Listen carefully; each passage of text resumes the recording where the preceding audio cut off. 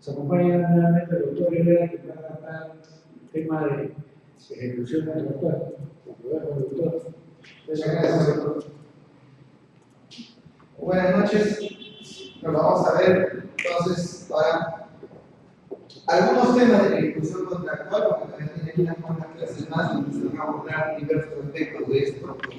Pero vamos a empezar con los, digamos, temas más, los primeros temas que se ven en la parte de construcción global. Vamos para eso, entonces, un poco a ubicarnos, ¿no? Porque nos encontramos, pues, para dar inicio a la tercera fase de la contratación estatal, ¿no? Ya hemos visto toda la parte de actos preparatorios, ustedes han visto toda la parte de actos preparatorios. Luego han visto cómo se selecciona al proveedor, cómo se escoge. Aquí estamos en un momento en el cual el proveedor ya ha sido escogido, ¿no? Fue postor, este señor, el participante del proceso, uno de los participantes se convirtió en postor, luego ese postor se convirtió en ahora contratista. ¿Ok? El contratista para dar inicio, pues, a esta tercera fase de la contratación estatal. Muy bien, pero fíjense, aquí hemos puesto una diapositiva muy importante que habla sobre la trascendencia de las fases previas, es decir, de la fase de acto preparatorio y de la fase de selección. Estimados doctores, miren ustedes, ya con algunos años de experiencia en estos temas de contrataciones con el Estado, en realidad, en la contratación pública, los errores jamás se tapan. Muchas veces los jefes del área usuaria, los miembros del área usuaria, los miembros del órgano encargado de las contrataciones, a veces se equivocan, ¿no? El trabajo se equivoca, el comité especial se equivoca, y dice, bueno, en los actos preparatorios el órgano encargado dice, hay posibilidades, se van a dar cuenta del error. El área usuaria también dice, bueno, no, sí, pues debe haberle puesto esto, pero ya un programa, ya pasó, respiro tranquilo, ¿no? Pero, ¿no? Igual el comité también dice, no le debemos haber otro trabajo, porque miren, en su propuesta hay un detalle que se nos ha pasado. Este señor había sido recalificado, pero ya firmó contrato. Este total, ya no vamos a hacer la ejecución, no te preocupes. Falso. Todos en equipo. En la ejecución contractual. Y por eso es que hay bastante trabajo para los árbitros, precisamente porque hay muchos errores en las fases anteriores. La gran mayoría de arbitrajes se dan precisamente por eso, porque no estuvo bien elaborado el requerimiento, porque las características no fueron adecuadamente detalladas, o porque de repente el comité especial escogió a un postor que tal vez no debía haber sido escogido. Entonces, por eso es trascendental las fases previas, ¿no? Entonces, es importante reconocer que los errores de las fases previas se sienten durante la ejecución, ¿no? Y el objetivo del proceso y de los pedidos que se realizan no es tener un proceso sin problemas, sino tener un contrato sin problemas. ¿De qué nos sirve decir, por ejemplo, que en la institución pública hemos cumplido con realizar los 100 procesos que aparecen en el plan anual? Hemos convocado los 100 procesos, y los 100 procesos están con la buena protocoladas, y los 100 procesos tienen contrato, pero de esos 100 contratos, después de repente 80 están en arbitraje. Entonces, en realidad no hay una adecuada ejecución del gasto, porque la ejecución del gasto se va a dar precisamente cuando se paga al contratista a la culminación del contrato. Entonces, no estamos frente a una institución pública que gasta eficientemente, ¿no? Muy bien, entonces, ya conociendo esta parte previa, es importante también ahora tomar en cuenta lo siguiente. Una vez que la buena pro queda consentida o administrativamente firme, en caso de que se hubiera dado recurso de apelación, ¿no? Nace una obligación. ¿Cuál es la obligación que nace? La obligación de contratar. obligación de contratar. El Estado está obligado a contratar con el ganador de la buena prueba. Y el ganador de la buena prueba, a su vez, se encuentra obligado a contratar con el Estado. Sin embargo, aquí se van a dar algunos temas que, bueno, desde mi punto de vista y también de algunos capacitadores, algunos especialistas en el tema de derecho, aquí se da algo que podríamos llamarle una diferencia entre Estado y contratista. Se dice siempre, ¿no?, que en esto no creo que la posición es pacífica de los que dicen, no, sí, son iguales, el Estado y el contratista son exactamente idénticos.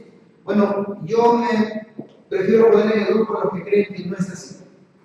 Considero que el Estado tiene ciertas prerrogativas frente al contratista que lo hacen precisamente tener ciertas ventajas frente al contratista. Fíjense ustedes, aquí lo tienen, un primer ejemplo.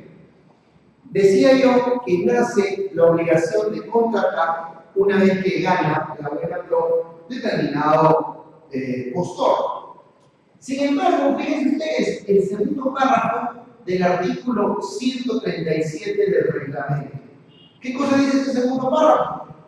Dice, en buena cuenta, la entidad solo puede negarse a firmar contrato cuando tres situaciones: recorte presupuestal. Institución pública había, si bien es cierto, ¿no?, había sacado un proceso, para eso necesitaba una disponibilidad presupuestal, estaba la disponibilidad presupuestal, ¿no? Se otorgó la buena pro, pero en un momento dado pierde el presupuesto, sufre un recorte presupuestal, ya no va a recorte presupuestal. ¿No? Entonces, gana la buena pro, queda consentida la buena pro, pero la entidad pública le envía una carta al ganador de la buena pro y le dice: lo siento, no tenemos dinero, nos recorte presupuestal y no vamos a poder firmar el contrato. La segunda posibilidad, cuando existe una norma expresa que así lo impide, ¿no?, así lo ordena, por legas, caso, por ejemplo, de pronto puede ser el MIS, ¿no?, Ministerio de Inclusión, ¿no?, Desarrollo Social, de pronto pues asume el rol de llevar adelante pues el programa del vaso de leche. Estoy hablando de una situación hipotética, ¿verdad? Dice. Entonces hay una norma en la cual dice pues, que a partir de tal fecha los municipios quedan prohibidas de contratar el programa del vaso de leche. ¿Qué va a pasar acá? Digamos que algún proveedor de este programa de vaso de leche pues va a firmar contrato con una municipalidad en ese momento, pero al salir esta norma ya no va a funcionar, ¿no? Y la tercera, desaparición de la necesidad. De pronto, la entidad pública que convocó un proceso porque necesitaba un bien, porque necesitaba un servicio, o necesitaba ejecutar una obra, de pronto dice: no, ya desapareció mi necesidad, ya no voy a proponer. Desapareció la necesidad de contratar. Entonces, bajo cualquiera de esos tres supuestos, el Estado puede negarse a firmar contrato. ¿No? Sin embargo, el ganador de la buena pro puede negarse a suscribir el contrato únicamente por imposibilidad física o jurídica sobrevenida el otorgamiento de la buena pro que no le es atribuible y declarada por el público. Vamos a ver, vamos a analizar de repente algunos de estos casos, ¿no? Imposibilidad física o jurídica. Posibilidad física, de repente pues pongo a pensar en algún supervisor de obra, ¿no?, que de pronto sufre un accidente que le impide movilizarse, ¿no?, hacia el lugar de ejecución de la obra y no puede estar pues, en modo permanente y directo como lo indica la norma. Realmente le llevan a firmar el contrato por eso, ¿no? O imposibilidad jurídica. ¿Qué podría ser una imposibilidad jurídica? Por ejemplo, que su Registro Nacional del Proveedor pues pierda vigencia. No va a poder firmar un contrato, ¿no? Muy bien, pero vamos un poquito más allá. ¿Qué sucede si un postor a la buena pro va a firmar contrato, pero de pronto el monto del bien que va a vender el Estado sube considerablemente? Por ejemplo, tenía que venderle pues, un equipo de aire acondicionado o unos equipos de aire acondicionado por un monto de 300.000 soles. Ese era el valor que le había ganado la buena pro. Sin embargo, al momento en que va a firmar contrato, por X razones, el valor de ese equipo sube a 450.000 euros. Puede dejar de firmar contrato.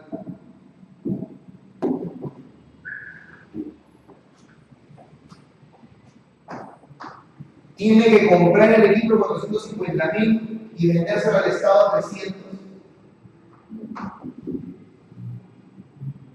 ¿Qué opina? Vamos a opinar para ir calentando. ¿Quedó claro el ejemplo? ¿Casito? A ver qué opinan. Vamos pensando.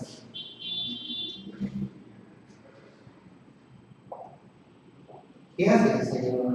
¿Qué hace, por ejemplo, ese proveedor que de repente pues ganó la buena prueba en un proceso de combustible y tiene que venderle 3.000 galones a determinado ministerio, ¿no? Y el galón de combustible él lo ganó aproximadamente a 14 nuevos soles, pero ahora ha subido a 15, 20, por una subida del precio en los Estados Unidos, el galón del barril de petróleo.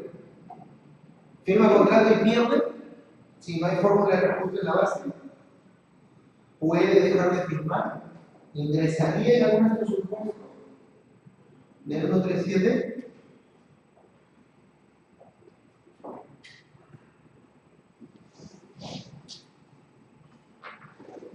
¿Qué opino?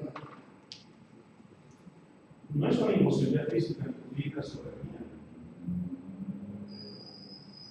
Sería un tanto injusto que firme contrato o se obligue por el contrato de manera posterior atendiendo pues a que va a perder. Y frente a eso, de repente tenemos al Estado, que es una entidad pública, representa una entidad pública que dice, bueno, ya no tengo dinero, voy a contratar. Claro, puede ser para evitar un problema, ¿no? Después, que no va a tener para pagar, ¿no?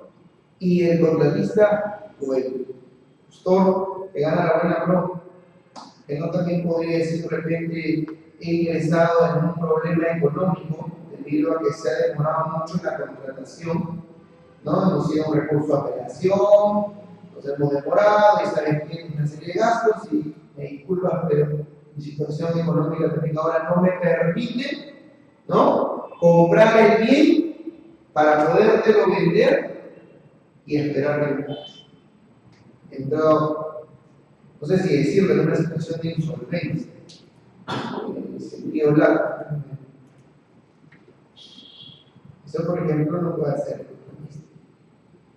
el contratista tiene que entender, ¿no? Ahora, ¿qué pasa si no vende? Bueno, se le resuelve el contrato. Ahora, a la hora de tiene que firmar, o en todo caso se le sanciona por no firmar injustificadamente el contrato. Ahora, pregunta, ¿qué va a decir el Tribunal de Contrataciones sobre este tema? Vamos a llevarlo un poquito más allá. ¿Saben qué? Subió el combustible, pues. Subió un sol 20 más por galón. A mí la verdad no me alcanza. No se lo puedo vender en el día porque voy a perder. ¿Sabes qué? Vía pública no voy a firmar contrato. Ah, perfecto. Pasa el plazo para entrega de documentos. ¿Vas a venir? No. Perfecto. Pasa el plazo para firma. Muy bien, señor, perdió usted su buena pro, se le llama al segundo lugar. Ese primer lugar se va al Tribunal de Contrataciones por no firmar contrato. El tribunal lo sanciona. Depende. No me diga un toque que salga. A ver, ¿qué opina, doctor? Depende, porque tendría que acreditar efectivamente que el incremento es desmesurado frente al riesgo que comerciante tiene. O sea, si el incremento, supongamos que el galón vale 10 soles. El incremento es de un sol, evidentemente el título será sancionado. Porque un sol, por mucho que suene 10%, está dentro del margen de riesgo que puede asumir un comerciante. Pero si hay una guerra mundial que existe en esos días, la gasolina sube de 10 soles a 30, o una devaluación traumática que tiene ese época de los años 80, evidentemente estamos en un supuesto donde el riesgo comercial de riesgo ya flota. Entonces, está la teoría del riesgo que tiene que ser Claro, claro. Muy bien. Bueno, situación entonces que es distinta con el sector público, ¿no? Con el Estado. Yo creo que quisiera morir les quiere ya pueden negarse a firmar el contrato cuando está el reporte de su. Sí. Pero la no firma del contrato conlleva a dejar sin efecto la buena otorgada. La norma no lo dice. La norma establece, ¿no?, dos maneras de terminar el proceso, ¿no? O cancela, o en el mejor caso se otorga, ¿verdad? Pero aquí no dice nada, ¿no? Es más, si nosotros hacemos un poco de memoria, estos son los supuestos del artículo 34 de la ley de cancelación. Estos son los supuestos de cancelación del proceso. Y la cancelación se da hasta antes de otorgar la buena pro. Sin embargo, después de otorgar la buena pro, los supuestos de cancelación viven aparte, no se llaman cancelación. Están en un segundo párrafo de un 137 que se llama además obligación de contratar. ¿No? Entonces, no, en realidad se entendería por el tema que se ha otorgado. El proceso no va a quedar desierto. O sea, aplicando en estricto el principio de legalidad, porque no hay ninguna consecuencia prevista en la norma para este caso, es simplemente la entidad se niega a firmar contrato. Pero no pierde la opción que, supongamos que en el ejercicio 2013 hay un corte presupuestario y ya no voy a ejecutar, no voy a firmar contrato. Entonces me niego a firmar el contrato.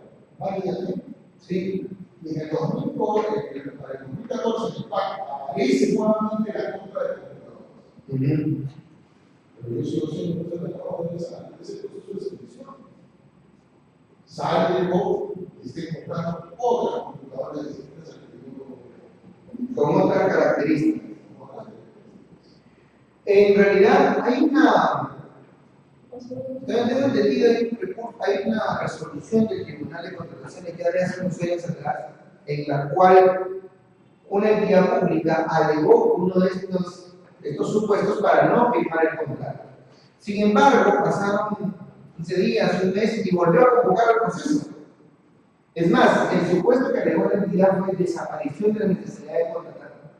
Y después sacó otro proceso igualito. Entonces, esta empresa que había ganado la buena prueba en el primer proceso, presentó su recurso personal del tribunal y el tribunal ordenó si se firma ¿no? Ahora, el tema es hasta cuándo lo espera. ¿No? O sea, hasta cuándo la entidad, el ganador de la buena prueba, al cual la entidad se negó a firmar el contrato, basado en algunas causales. ¿No? ¿Hasta cuándo espera? Un caso común, sí,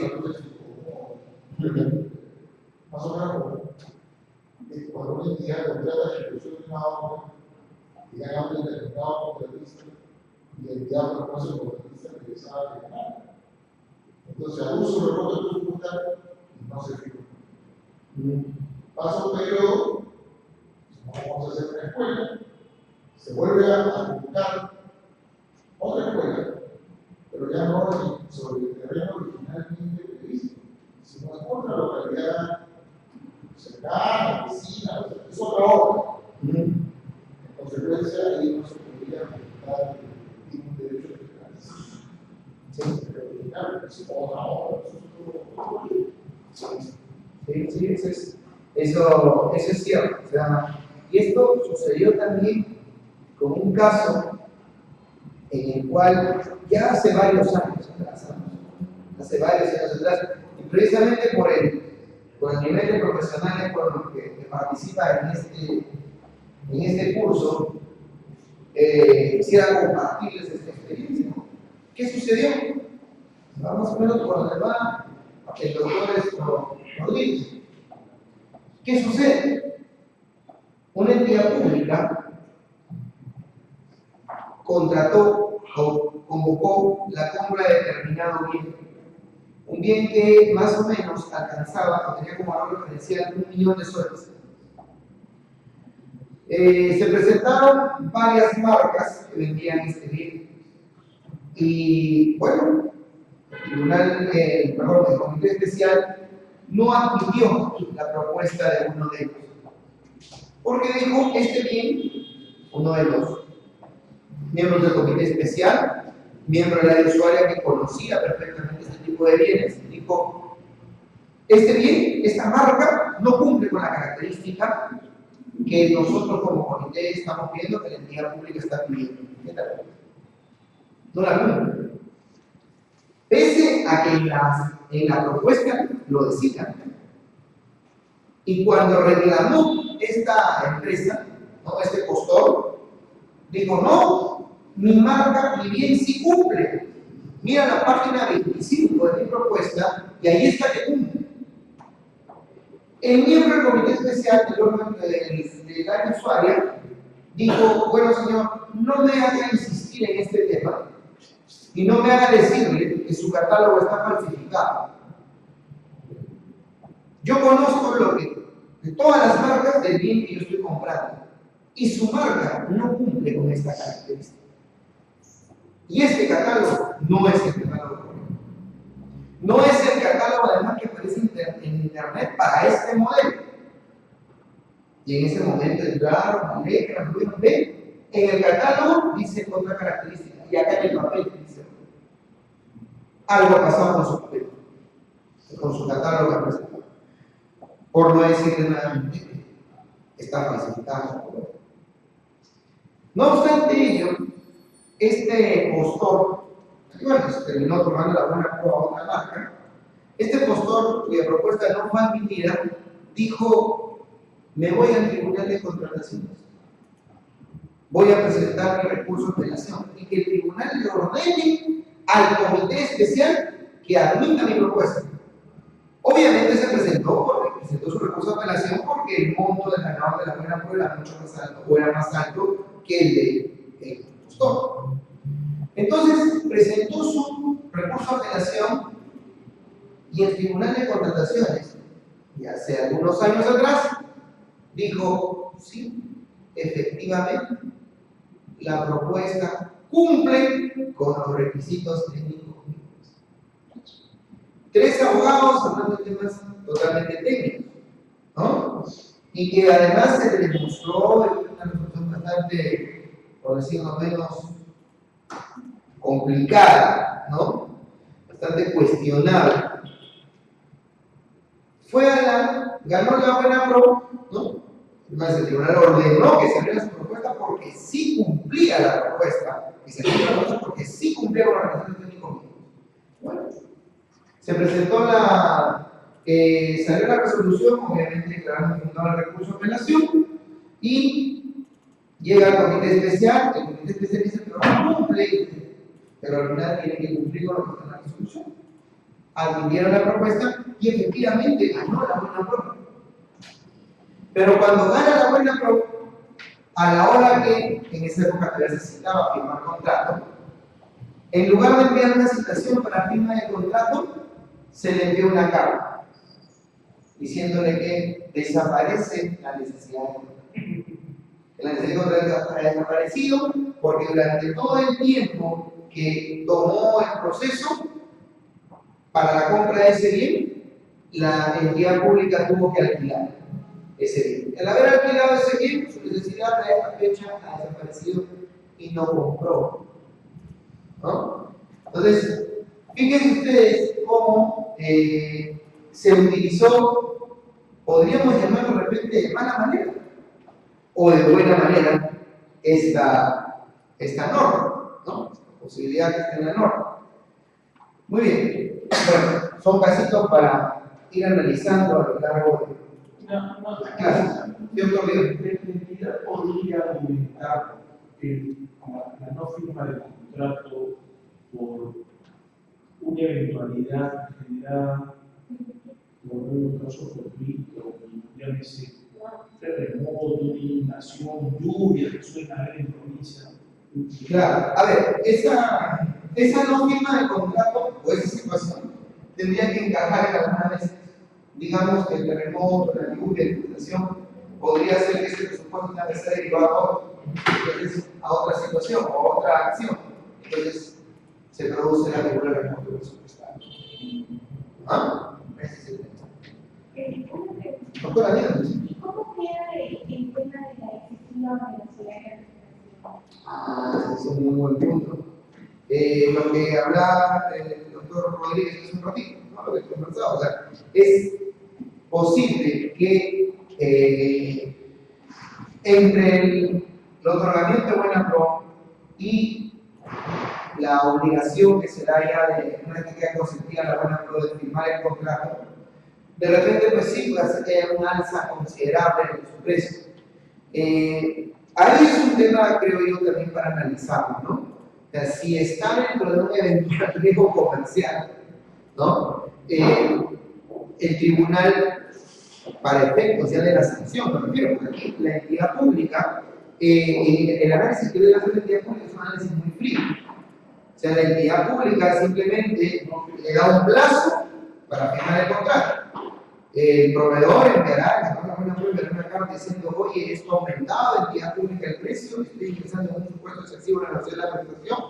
Bueno, la entidad pública lamentablemente no puede hacer nada para elevar el monto del otorgamiento de la buena pro y simplemente de manera muy fría va a tener que hacer eso. No te acercas a firmar contrato en el plazo previsto, no entregas tus documentos previamente, pierdes la buena pro y llegamos al segundo lugar, ¿no? Y remitir todos los actos al tribunal de contratación. Y en el tribunal de contratación, cuando se le inicia a ese proveedor, a ese postor, se le inicia en un proceso sancionador por no firma injustificada de contrato, ahí va a tener recibo alimentar. Lo he firmado porque hay una prestación en la prestación. Esto es un riesgo comercial que yo no tenía previsto, que era imposible preverlo, ¿no? ¿No? Y habría que analizar qué es el tribunal.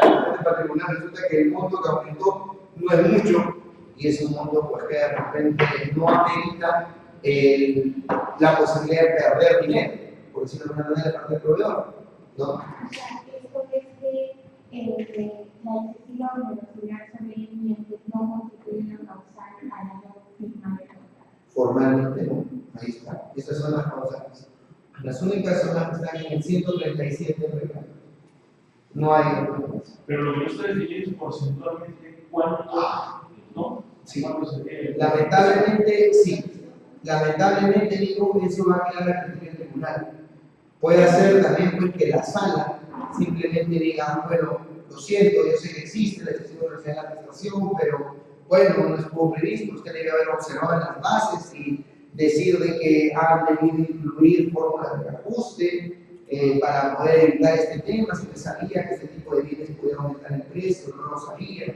Creo que sería un análisis bastante interesante, ¿no? Que debería ser el tribunal para ver si sanciona o no sanciona, ¿no? Sobre la base de lo que usted señala, yo podría decir que el tribunal sanciona sobre la base de investigación. ¿De qué perdón? sobre la base de interpretación, ¿dónde queda allí el principio de tipicidad, de legalidad? Si finalmente lo que se está sancionando es el procedimiento administrativo. Y lo que constituye la infracción es el incumplimiento. Entonces, sí o sí, de acuerdo a estos principios, de acuerdo a lo que constituye la infracción administrativa, el contratista, en este caso, alguien incumplió la norma y por lo tanto incumplió la infracción sancionada. Lo que se hace en discusión en todo caso es cuándo le toca la sanción. Claro, lo que pasa es que la norma establece un mínimo, ¿no? Mínimo 1 año y máximo de 3, salvo para el supuesto de documentación falsa, por la exacta que de 3 a 5.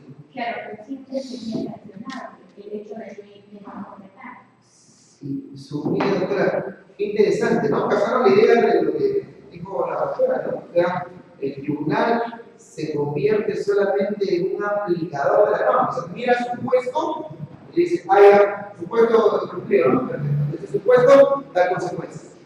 ¿No? En el caso de una decisión de vecinal, puede ser que eventualmente a través de un arbitraje que se permite hasta a esta diferencia podría pedir una Sí, claro, en todo caso lo que tendría que hacer es firmar y después pretender más bien, fíjense que van a salir. O sea, no me voy por la salida de dejar de firmar, yo firmo. Sé que estoy yendo a un problema, ¿no? Yo como proveedor, como contratista, pero voy a pelear la excesiva velocidad de la prestación en una cancha distinta al tribunal de contratación. Me voy a tratar de ir a una cancha más amplia, que sería en todo este caso el arbitraje. O sea, cuando yo tenga que entregar el pie, diga, lo siento, discúlpame, pero ha sucedido eso. Así que no puedo cumplir con entregar. No van a salir a otro. Me parece que sería lo más aconsejable antes de llegar por el lado del tribunal, que obviamente sin ánimo de querer criticar a los señores vocales del Tribunal de Contrataciones, en muchos casos sus interpretaciones, o mejor dicho, muchas veces lo que hacen es aplicar la norma directamente, o sea, no dan margen a interpretación, causando pues, situaciones a veces injustas, ¿no? Como por ejemplo, hace poco llegó al estudio un caso muy interesante de una persona que, bueno, está pasando un tremendo problema económico, ¿no? Pero este señor una entidad pública le hace mal un contrato, ¿ya? Totalmente. Era un tema de que los pagos se iban a hacer, las entregas iban cada, creo que 15 días, perdón, cada 30 días o 45 días, pero al parecer el representante legal de su empresa, el gerente general que fue a firmar, no se dio cuenta que en el contrato le habían cambiado el plazo de entrega. El plazo de entrega se lo pusieron a 10 días. Entonces, le cambiaron las reglas del juego en el contrato. Entonces, cuando él lee, va al empleado y dice, no, señor, no ha firmado esto, pero mi propuesta es otra cosa. No, señor, el día se entrega en 15 días. Yo no lo voy a poner entregar en 15. Bueno, si no lo entrega en 15 días, procederemos conforme dice la norma. Entonces, ¿qué pasa con este señor?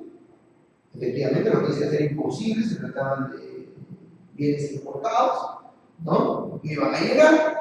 Efectivamente, la entidad pública el día 16 le envía una carta y dice que usted debe entregar, le quedan 3 días para entregar, o le otorgamos 3 días para entregar los bienes, bajo apercibimiento, resolución de contrato. El señor contestó y toda la carta, señor, 3 días usted no ha entregado, contrato resuelto.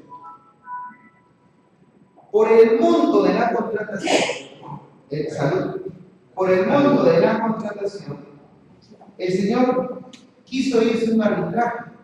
Entonces dijo, bueno, te voy a un arbitraje. Pero le dijeron, bueno, este arbitraje, con una tabla de casos arbitrales, todo le va a costar tanto. Entonces, su abogado, que no tiene, parece, mucha experiencia en contratación pública, le aconsejó y le dijo, no, mira, si no tienes dinero para pagar el arbitraje, déjalo ir, no te preocupes. Cuando te manden al tribunal de contrataciones para sancionarte por dar lugar a la resolución de contrato, los locales van a entender tu posición, no te van a sancionar. No te preocupes. Así, que no lo creas.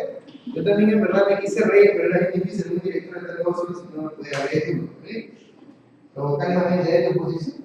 Y bueno, y efectivamente el señor dijo, yo creyendo en eso, cuando viene la audiencia, se dice por otro senador, conté esto, en la audiencia, lo primero que me preguntó un ponente de la sala fue, señor, ¿y por qué no se fue un arbitraje? Si hay un acuerdo de sala plena que dice que para cuestionar resoluciones de contrato, tiene que haber seguido un proceso de una solución de controversias, ¿no? Ya sea a través de la conciliación o a través de un arbitraje. No es que el arbitraje me salía caro, no hubo arbitraje sancionado. O sea, usted aceptó la sanción, consintió la sanción. Entonces, en ese momento uno se pone a pensar en algo, ¿no? Pobrecitos los que no tienen plata para pagar un arbitraje, cuando resuelven el contrato de manera injusta. Y el tribunal de contrataciones no entraba a analizar algo tan simple como era, mira el contrato, mira mi base, mira mi propuesta, y esto está mal. No, ¿fuiste a arbitraje? No, no fui a arbitraje. Lo siento. Lo aceptas. No, pero mira que es injusto. Aceptado. Sancionado por un año, ¿no? Por haber dado lugar a la resolución de demanda. Entonces, sí hay casos en los cuales pues debería haber un margen de interpretación, ¿no? Está claro.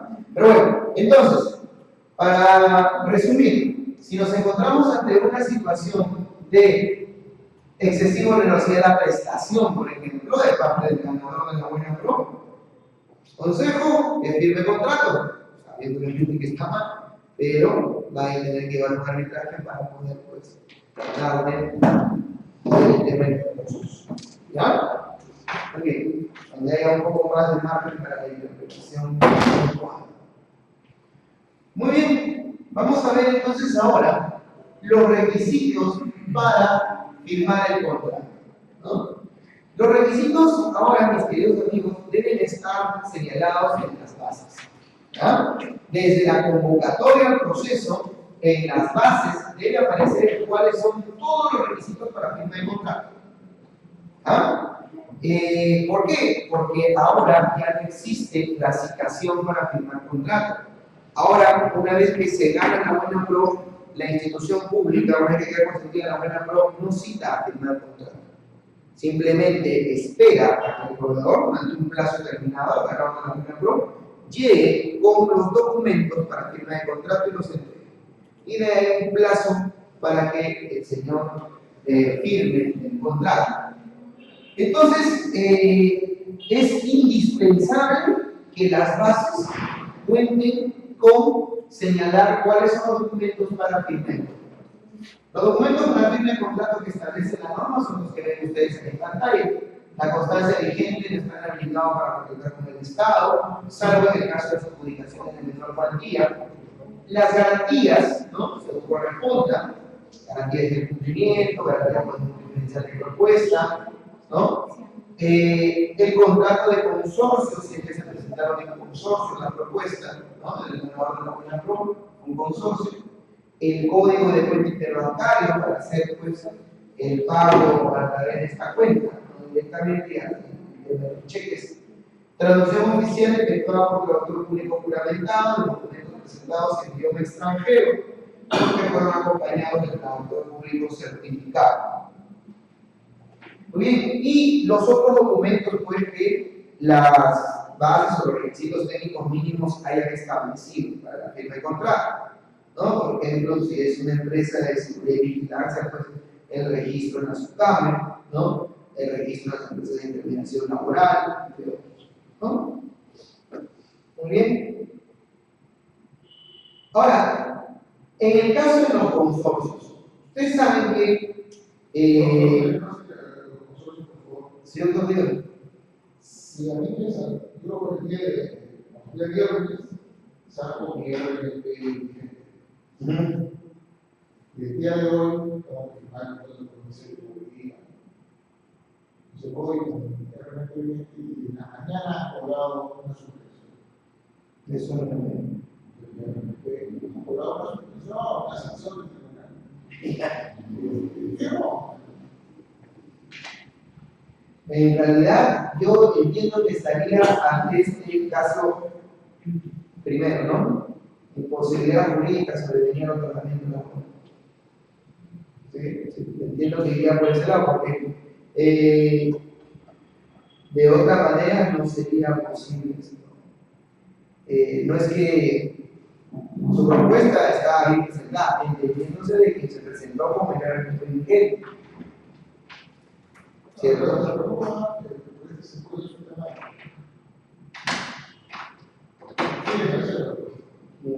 Las acciones del tribunal son válidas porque él se podía construir las corporaciones.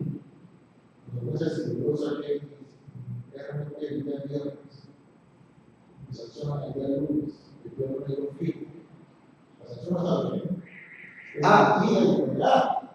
Pero no está vigente. Claro, no está vigente con una posibilidad de reconsiderar. Ese es en cuanto a la sanción, pero distinto sería el caso de lo que yo como entendí, el tema de la suspensión de la RNP. Me observan, voy a repetir. Claro, me observan mi RNP, si me observan mi RNP, pues no puedo. Claro. Que también es todo un tema, ¿no? Porque para que se dé la suspensión del Registro Nacional del Proveedor, ha habido pues correos al Registro Nacional del Proveedor, pasó un tiempo que yo me descuidé, o sea, de un día para otro es casi imposible que se des. Sí, va a tener que pasar un tiempo, ¿no? Si pasara eso, pues obviamente me encontraría en esta imposibilidad jurídica, ¿no? De firmar. Ahora, en cuanto a sanción, sí, efectivamente puede aparecer como sancionado, pero en tanto esa sanción haya quedado firme, yo puedo seguir firmando. ¿Ya? Sí. ¿Cuál es tu opinión respecto a que se firme un contrato complementario? ¿Ya? Como un contratista que ha sido sancionado durante la ejecución del contrato principal. ¿Podría firmar el complementario? Si a la fecha de la firma del contrato complementario este contratista se encuentra inhabilitado para proceder con el Estado, ya con decisión firme y todo, no puede. No puede. Porque es un contrato independiente. Claro. No, es un contrato independiente, claro, pero además tampoco no lo podría firmar por ese hecho, porque es un contrato independiente, es un nuevo contrato, el contrato complementario. El contrato complementario es un contrato que se firma dentro de los 3 meses siguientes a haber terminado el primer contrato original, que deriva de una sola selección. Entonces, durante esos 3 meses hay posibilidad de suscribir un contrato complementario hasta por un 30% del contrato original. Este contrato complementario tiene vía propia, es un contrato aparte. Entonces, para firmar hay que cumplir con todos los requisitos. Si equivale a supera el monto de una menor cuantía en el caso de bienes o supera el monto de una ADS en el caso de servicios, va a requerir pues, su garantía de cumplimiento, va a requerir su constancia de habilitado y toda la documentación que es necesaria. ¿Ya? Pero, si me permites hacer una pequeña, digamos, pequeño detalle de tu pregunta. ¿Pueden firmar una entidad pública un contrato complementario con una empresa, con un proveedor, con el cual ya esta entidad pública lo ha enviado al Tribunal de Contrataciones para que lo inhabiliten?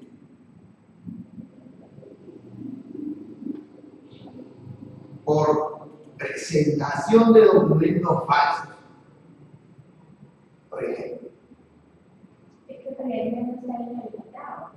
Claro. No está inhabilitado. Y Sí. hay que tener en cuenta que la inhabilitación va a ocurrir con la primera decisión, incluso los recursos humanos no paralizan esa inhabilitación.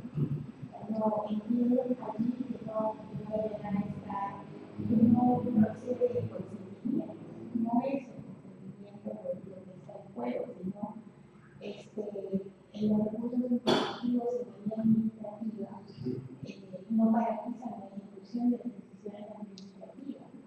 Entonces, la primera decisión administrativa, cuando ese recurso ya está inhabilitado, a menos que con la posterior se diga lo contrario.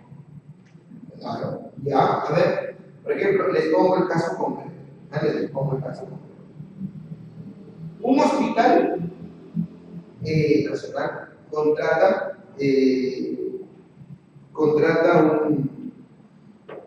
una empresa para que esta empresa le provea de médicos, especialistas en determinados temas, ¿no? Pediatras, oncólogos, ginecólogos, qué sé yo, ¿no? Alguna falta de médicos, este hospital contrata a una empresa que le va a proveer de médicos.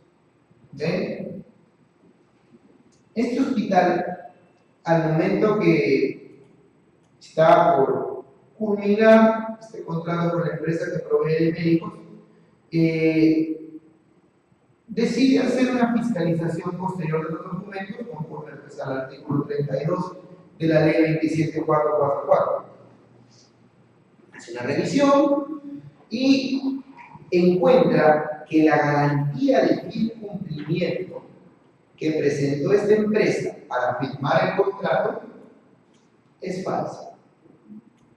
Se comunica con el banco le contesta diciendo garantía falsa. Carta fianza falsa. Nunca hemos emitido esta carta fianza.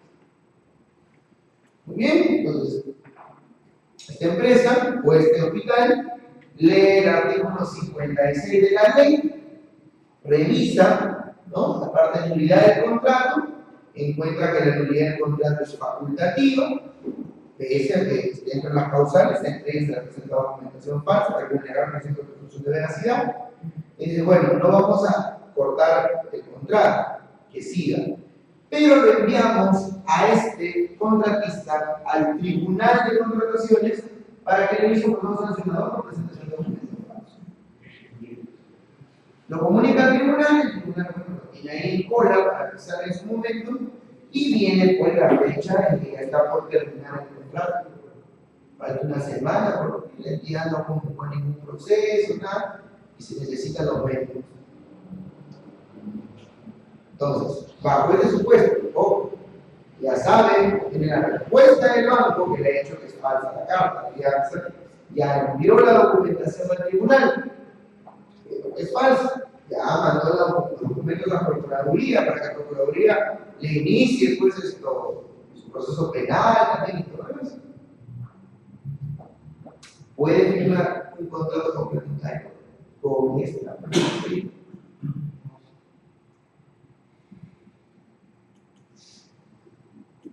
Yo creo que sí puede firmar, pero no es conveniente. Esa es la respuesta. Sí, legalmente se puede firmar. Eso es cierto. Legalmente no tiene ningún problema. El problema es que, como dice el señor, no es conveniente. ¿No? ¿Y ese contrato se requiere sin afianzamiento? No, bueno, ahí lo que tendría que hacer Inmediatamente solicitar que lo cambie, ¿no? Bueno, cumple con afianzar, cumple con garantizar, y entonces está operativo. Claro, de hecho continúa, pero recuerde que el supuesto de hecho de la infracción es la presentación de documentos falsos. Eso yo cumplí. Ya, pues, Eso que sí. Como que de hecho pasó en una historia real. Sí, el contratista cambió la carta y ahora tiene una carta de otro banco, una carta de él, pero igual está en el Tribunal de Contrataciones. Y el tema está en que el hospital pregunta si debe firmar, es legal firmar el contrato con él o no. Obviamente la respuesta es sí, es legal. El tema es la conveniencia, ¿no? O sea, estoy firmando contrato con una empresa que yo le estoy enviando al Tribunal de Contrataciones. Pero al frente tenemos el otro problema. Si no firma contrato complementario con esta empresa, se queda sin hospital, se queda sin médicos. ¿Cuál es el impacto mayor? Eso es lo que también en muchos casos hay que ver, porque muchos de los problemas que se dan en la ley de contrataciones y de ejecución contractual son muchas veces temas de gestión. A veces nos vamos a encontrar con que en el supuesto legal encaja todo perfectamente para poderle iniciar o para poderle declarar nulo el contrato, anular el contrato. Sin embargo, no se puede. Y esa fue también la idea del legislador. Por eso es que el legislador, en el artículo 56 de la ley, la segunda parte, estableció que el contrato de buena cuenta, por el fraseo de redacción que utiliza, se entiende que la nulidad del contrato es facultativa. O sea, sí se puede anular el contrato, pero eso depende de si ustedes revisan la primera redacción del artículo equivalente al 56 de la ley que aparecía en la 2850, decía que debe declarar nulo el contrato. O sea, ordenaba que se anule el contrato. Y lo tenía que anular la vía pública. No le daba margen para pensar qué podía hacer, simplemente la norma ordenaba la nulidad ante determinados supuestos, ¿no? Entre ellos fue la presentación de documentación falsa. Y después de firmar el complementario, ¿podría igual hacer la denuncia? Sí, es más, o sea, podría estar haciendo una denuncia un día antes de firmar el complementario o un día después. Son, digamos, por decirlo en lenguaje de abogados, cuerdas separadas. Son temas distintos. Sí, porque es una responsabilidad para la condición cuando ha habido un delito. Obviamente. Pero hay un tema muy simpático con el 56 y el 10 que de repente lo vamos a ver más tarde, sí. ¿Ah? Muy bien, vamos a ver entonces ahora el tratamiento para los consorcios, ¿no? ¿Cómo funciona este tratamiento para los consorcios? Recuerden ustedes algo, doctores, la norma en cuanto a consorcios ha cambiado. Para bien, quizás, para mal, también quizás. Ahora, el concepto es el siguiente. El concepto ahora del consorcio es juntémonos para trabajar. Antes, el concepto de consorcio se podía decir que era juntémonos para ganar el consorcio. Por ejemplo, de repente, no sé, la señorita, por ejemplo, es pues una experta consultora en temas ambientales. ¿Ok? Tiene muchos años su consultoría, su empresa consultora para temas ambientales y decide pues en un momento de que hay un concurso público para participar pues en el Ministerio del Ambiente para hacer determinada consultoría. Y el señor es muy amigo de la señorita, pero el señor es un abogado recién egresado de la universidad, no tiene ni 2 meses que egresa a la universidad, y ha visto pues, que la señorita le va económicamente muy bien con su empresa consultora en temas ambientales. Ayúdame, por favor. Dice, mira, hay un proceso que está convocando el Ministerio del Ambiente, es por un concurso público por 600.000 nuevos soles. Y yo tengo la facturación suficiente para ganar, así que yo creo que sí puedo ganar. Entonces, tengo la experiencia y todo. Vamos en consorcio. ¿Qué te parece? Perfecto.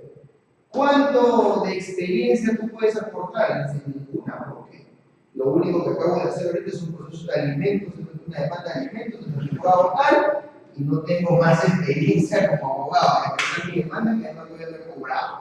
¿No? Me falta porque voy a cobrar cuando le trabe embargo al caballero, ahí recién esa platita me va a quedar una parte de mis honorarios.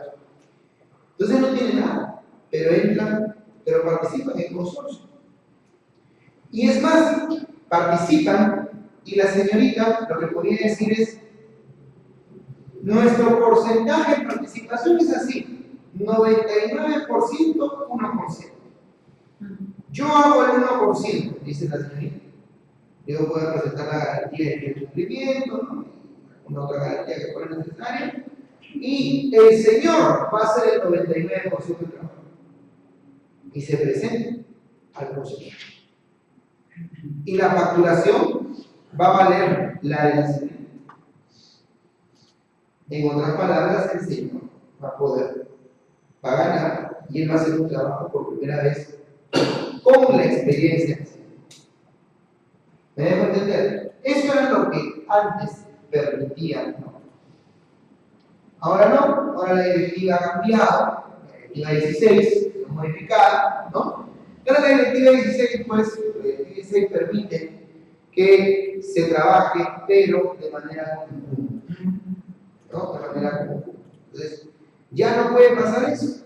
Si la señorita ingresa con 99% y el señor con 1%, a partir de una aplicación, una fórmula bastante complicada, vamos a encontrar en verdad cuánto va a valer el monto de facturación que ponga la señorita. Tal vez el número sale 1 millón, pero en verdad su facturación puede llegar a ser bastante menos, ¿no? Haciendo pues de que no se produzca este efecto que se producía. Antes inclusive lo que se decía, bueno, al menos es la opinión de quienes optaron por esta nueva manera de ver los consorcios, antes hasta se vendía la experiencia, ¿no? ¿Quieres ganar? Y hay dos partidos. ¿Cuánto hay? Yo te voy a ganar a ti, porque yo tengo bastante experiencia. ¿Me pagas tanto? Bueno, actualmente pues la visión es la otra que les digo, ¿no? Trabajar juntos para lograr un determinado objetivo. Entonces, inclusive anteriormente se podía modificar, ¿no? Se podía modificar la participación en el consorcio. En el ejemplo que teníamos, la señorita, por ejemplo, puede decir, no, ¿sabes qué? No hay que ser muy rochosos. Hay que decir 50% cada uno. Te pongo 50, te pongo 50. Pero a la hora de firmar contrato, cuando se presentaba la formalización del contrato de consorcio, lo que pasaba era que simplemente cambiaban de roles. La señorita volvía o tenía su 1% y la señora aparecía como un 20%. Ahora ya no se puede hacer eso. Ahora se tiene que mantener en el contrato de consorcio la información referida al porcentaje de obligaciones de cada uno de los consorcios. Las obligaciones se mantienen y en su porcentaje también se mantienen. ¿Ah? De la misma manera. Después, el porcentaje ya no es utilidad, sino está referido pues al equivalente de las obligaciones asumidas, ¿no? Y el contrato de consorcio debe indicar quién emitirá la factura, indicar su grupo, y no puede presentarse un contrato como contrato de consorcio, la promesa formal con firma legalizada, sino hay que establecer bien con detalle cada uno de las obligaciones a las que están sujetos los consorciados. Como un detalle que me permito sugerirles, si en el momento van a asesorar alguna empresa que va a participar en consorcio, cuando participan las empresas en consorcio, es recomendable que en la promesa formal de consorcio se señale los documentos que cada uno de los consorciados está aportando. ¿Por qué? A veces suceden estas cosas. Miren, ha llegado también un tema al estudio que está en cola para el proceso sancionador, en el cual se juntan dos empresas, se consorcian dos empresas, y una de ellas aporta una constancia, o un certificado de trabajo de un personal. Resulta al final que ese certificado de trabajo era falso. Entonces se inicia pues, un proceso sancionador para ambas empresas. Una de las empresas se pone en contacto conmigo y me dice un autor para que nos entienda el consorcio. De hecho, el caso es más que difícil. Entonces, pero la otra empresa, luego que ya tomó el caso, la primera, la otra empresa después viene y dice, pero yo ¿por qué tengo que asumir este problema? Si yo lo único que hice fue dar la experiencia. Y yo no presenté ningún certificado. El tema es que ese documento no fue señalado en la promesa formal del consorcio. Si en la promesa se indicaba, colocamos los siguientes documentos, la empresa A, tal, la empresa B, tal y cual, el tema sería distinto.